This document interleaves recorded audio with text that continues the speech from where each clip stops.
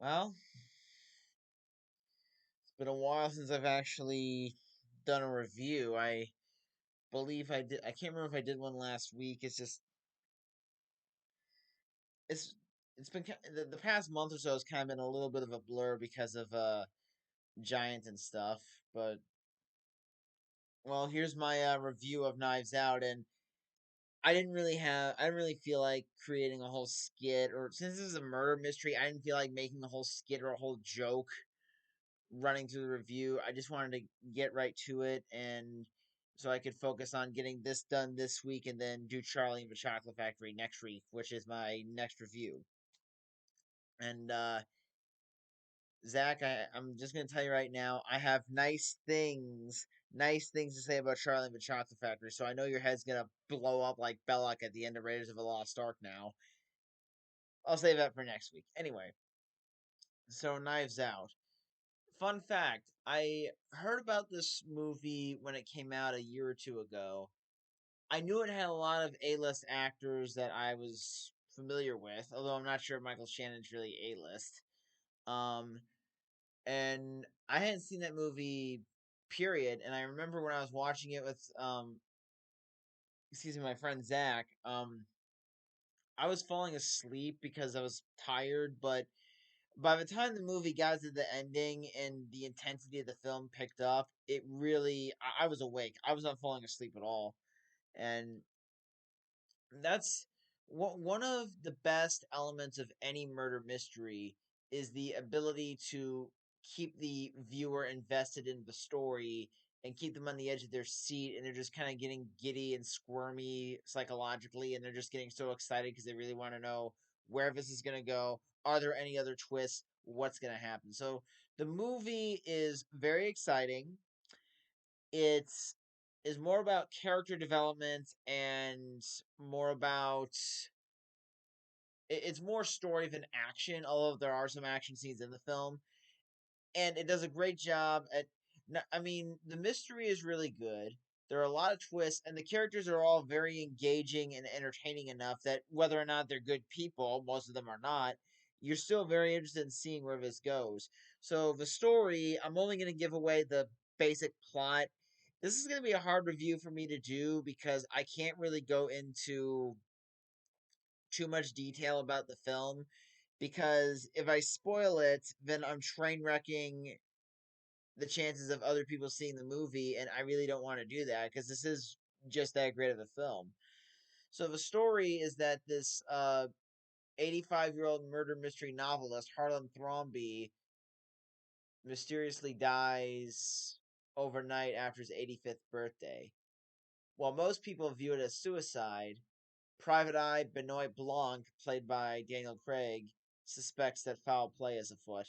Now, if I could do the same southern accent that Craig is doing in the movie, I would have said that line in that accent, but being an impressionist and doing voices is not my talent, unfortunately. So, right off the bat, the film does a great job at setting up a lot of these characters and their backstories, and they're all horrible people. The Thrombey family, you've got a, I mean, you got an adulterous son-in-law, a ditzy daughter who is embezzling patriarch, and that's just to name a few. There are a bunch of other people out there. It really is funny to see these people try to parade themselves as better than they are. And the Thrombey family, that's one of my favorite parts of the movie is that these guys, these are rich white people trying to parade themselves as more upstanding than they really are. But as the film progresses, you realize that they're actually horrible people. They're even pretty racist too, because the nurse part time, Marta, who's been taking care of the patriarch, she's been subjected to racism, lies, and manipulation throughout the majority of her time there.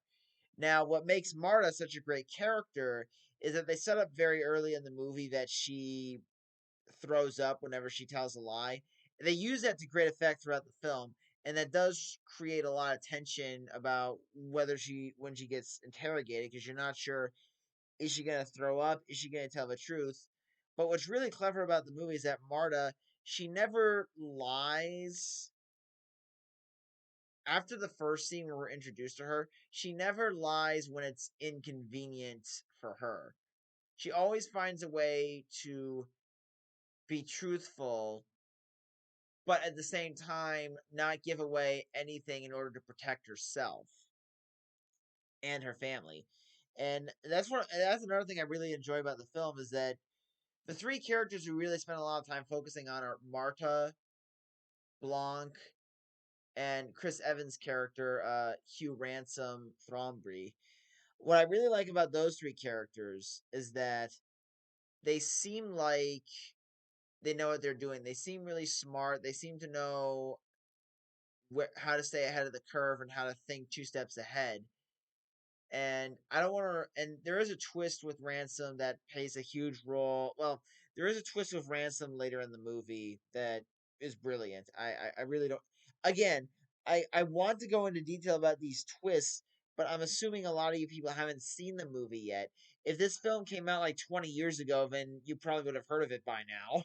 Um, but yeah, I really do appreciate the intelligence of the character. The writing is really good. As I said, the Thrombey family members try to parade themselves as more upstanding than they are. And I also one bit of two bits of writing that kind of show their true colors is when they're constantly contradicting each other about which country Marta and her mother are originally from. And then the first time they say, we want to invite you to the funeral, but I was outvoted. Again, the first time it does sound like, yes, I really tried to get you there. But then after the third and fourth person says it, I think you can kind of get the fact that these people don't give a fuck. They're just people say, oh, you have brown skin. I don't care for you. That's pretty much their mentality. And so, well, and you're totally rooting. Marta is really the main one of the main characters who gets most of the focus, and you're rooting for her every step of the way as the murder mystery begins to unravel, and she's kind of involved with it, but she kind of isn't. You all have to watch the movie to see what I mean, you know.